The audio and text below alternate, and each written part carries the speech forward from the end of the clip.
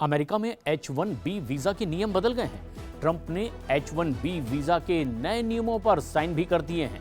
नए नियमों के मुताबिक आवेदन के लिए $1 लाख की फीस भरनी जरूरी होगी।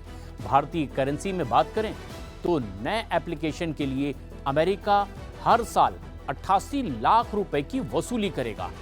अब सवाल है कि अमेरिका ये नया नियम किसके लिए लगा रहा है? इसका किस पर ज्यादा से ज्यादा असर पड़ेगा? क्या भारतीय इंजीनियरों को भी इससे बड़ा झटका लगेगा? इसका सबसे बुरा असर भारतीय पेशेवरों पर पड़ेगा। दरअसल अमेरिका ने इमिग्रेशन पर सख्ती के लिए यह कदम उठाया है। ट्रंप के इस नए आदेश का असर सबसे ज्यादा भारतीयों पर पड़ेगा और वजह है H-1B वीजा का लाभ सबसे ज्यादा भारतीयों को मिलता है। H-1B वीजा के तहत प्रवेश तब तक के सीमित रहेगा जब तक ये आवेदन शुल्क अदा नहीं किया जाता। पिछले साल H-1B वीजा से सबसे ज्यादा लाभ भारतीयों को मिला। लाभार्थियों में 71% भारतीय थे, जबकि चीन के 11.7%। और इसके अलावा H-1B वीजा खास व्यवसायों में काम करने वाले लोगों के लिए भी रिजर्व है, जो कि अक्सर औद्योगिक क्षेत्रों से जुड़े होते हैं। इसमें software engineer, tech program management के लोग और अन्य IT पेशेवर लोग भी शामिल हैं।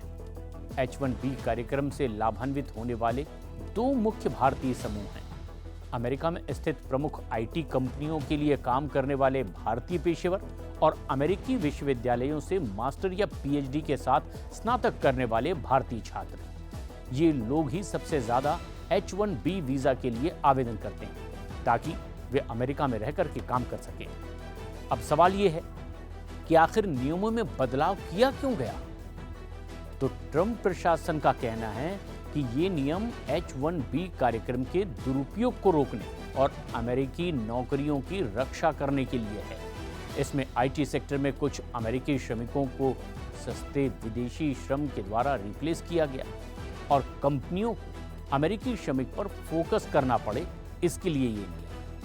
कंपनियां केवल तभी तमाम सभी विदेशी श्रमिकों को नियुक्त करने के लिए मजबूर होंगी जब वास्तव में उसे इसकी जरूरत महसूस होगी। इस फैसले के विरोधियों का भी मानना है कि इसका अमेरिकी अर्थव्यवस्था पर भी बुरा असर पड़ सकता है, खास तौर से उन उद्योगों में जो वैश्विक प्रतिभा पर भारी तौर से निर्भर हैं और उनमें भी खास तौर पर भारत और चीन के श्रमिकों पर।